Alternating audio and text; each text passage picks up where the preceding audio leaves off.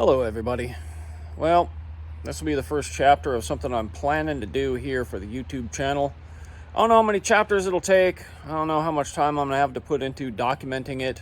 And it's a project that's going to take a while. This is my winter project of building an upgraded 100-ton hydraulic press for the shop here. Today is the first day that I'm really starting to put effort into cutting some steel for the frame. So it's kind of the kickoff for the project. I've been collecting parts and doing the intellectual work for a while, if you want to call it that. But I figure we'll start with I'll show you some of what I'm having to go through here in the machine shop before winter hits hard to really get my steel cut before I can't drive the forklift around in the yard anymore. Got the old 8,000-pound lift-all yard forklift charging up here. When I got it, it had just absolutely terrible battery, and I never have swapped it out yet. So it's going to get the old jump start in the ether here in a minute. While that's charging, I've been preparing the shop. I got to use the forklift to spear this big old piece of H-beam in through the door and get it to the Marvel saw there. So you can see I got some things in my way. Chiefly, this 150-pound Howe power hammer project for another day. I'm gonna have to pick that up. Probably gonna have to put it where the lift is now to get it out of the way temporarily.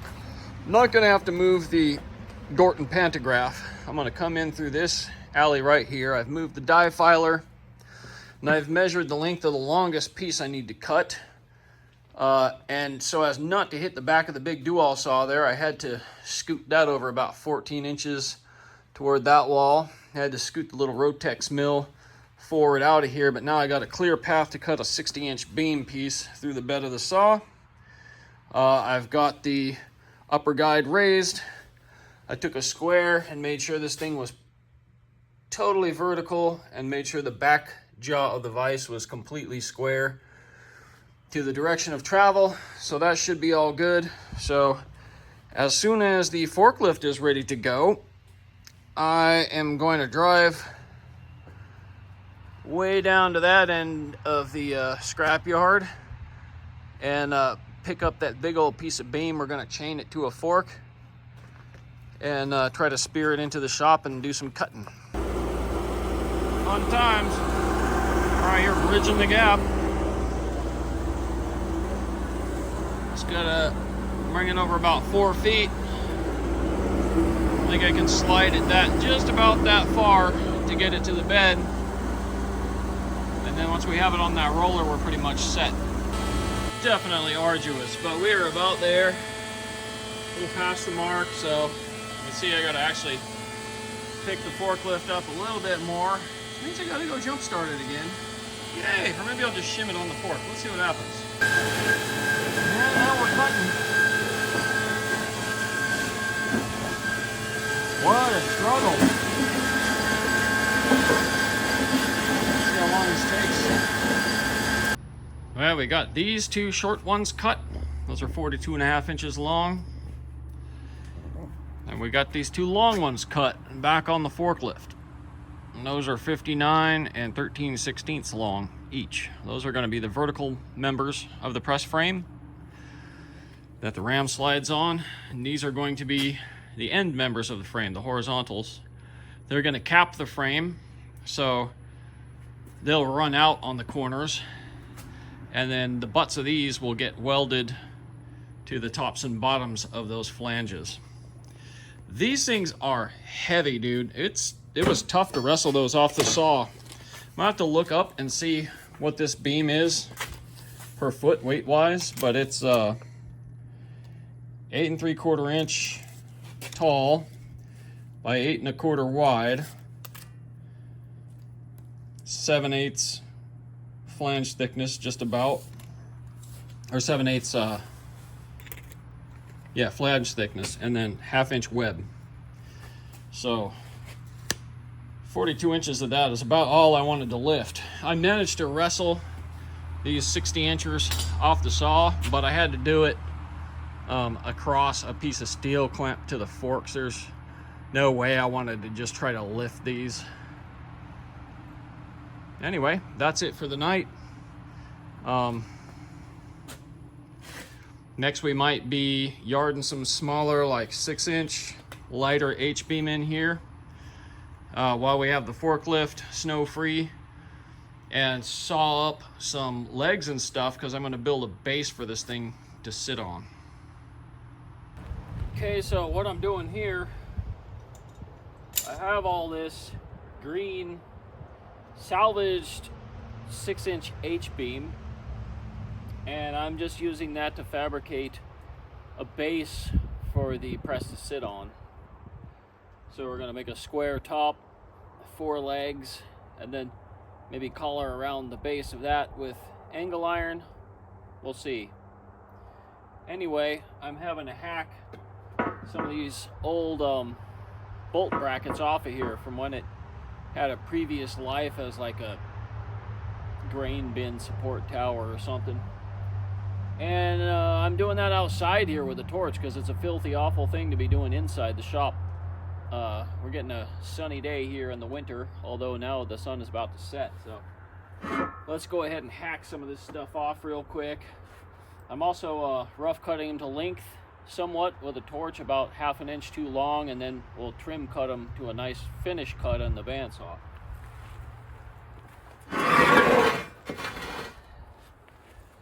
Fire up the torch here.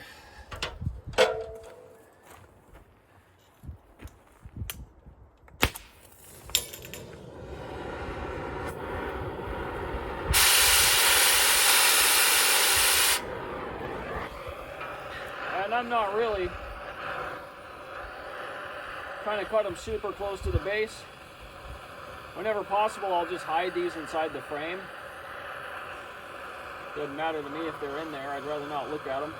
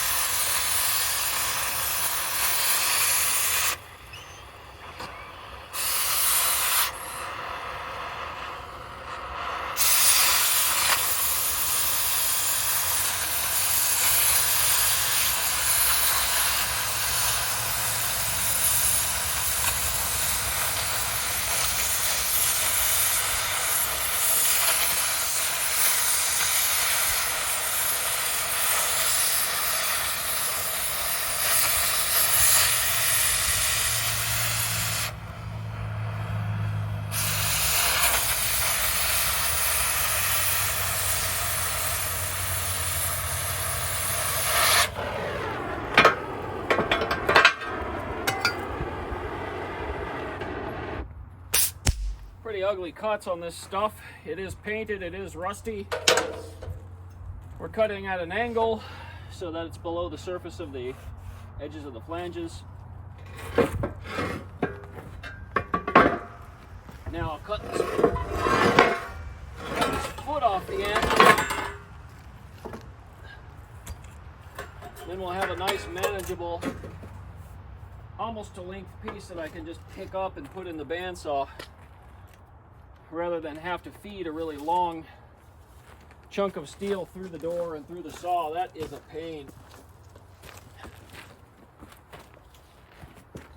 So these got to be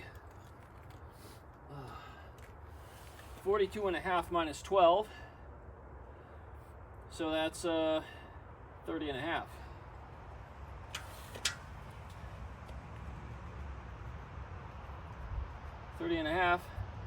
I'm going to let it hang out an inch. We'll just trim that inch off.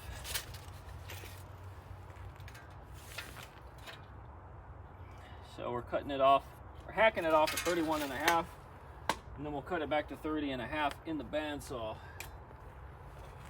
Let me grab a speed square. There we go.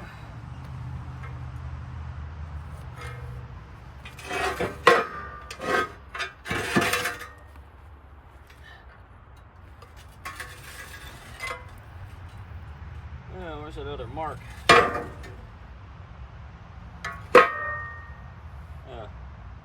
On the inside of the flange where it's not purple. Great. Okay, 31.5 there.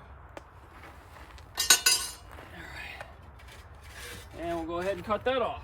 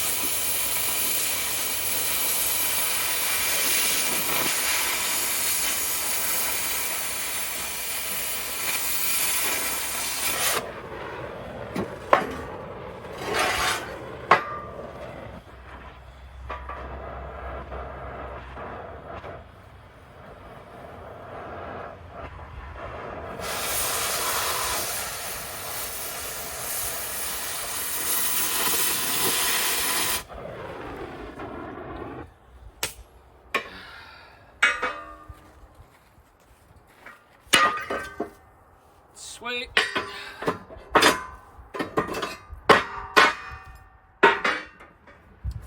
Another one of 4 pieces prepped.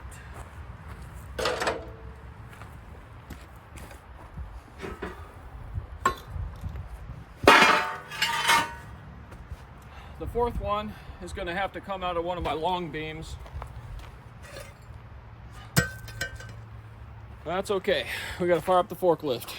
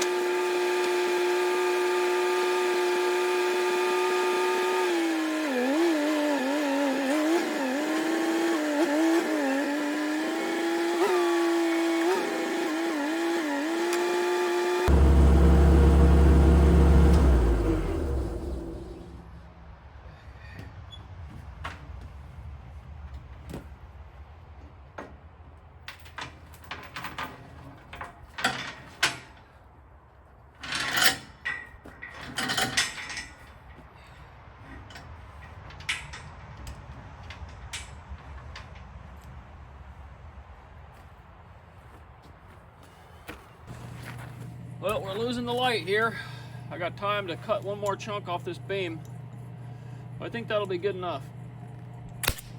Because then I'll have all the pieces that I need to make the top of the base. And I can drag it inside and do some welding with the doors closed.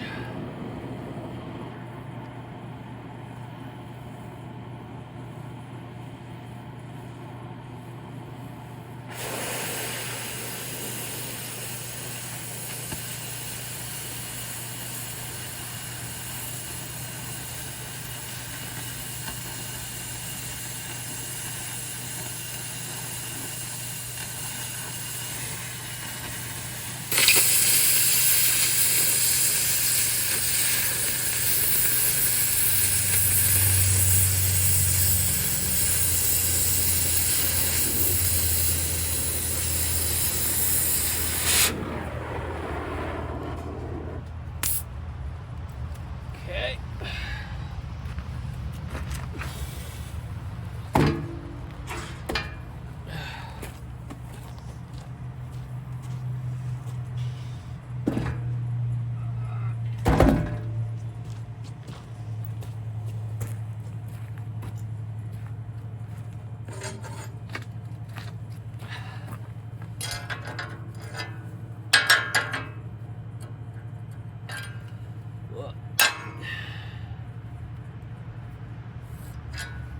Now a little grinding to do on this one. All kinds of random welds that got cut off of this thing and have artifacts left.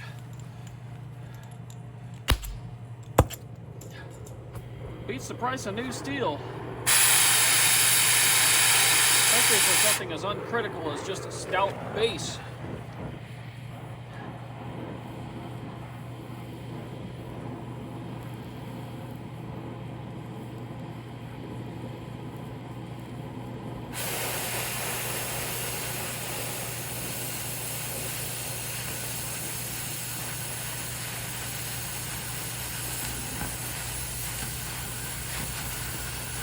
Might be getting too dark for the camera as we're cutting here.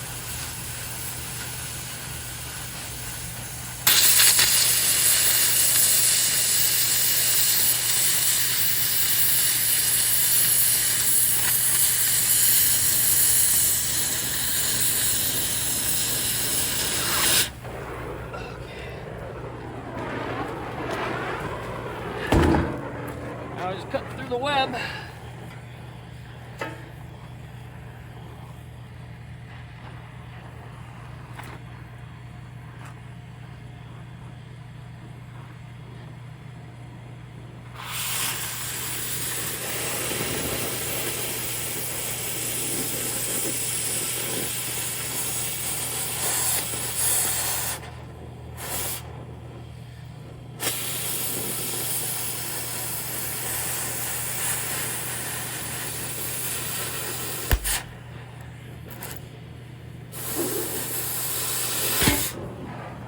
Yeah.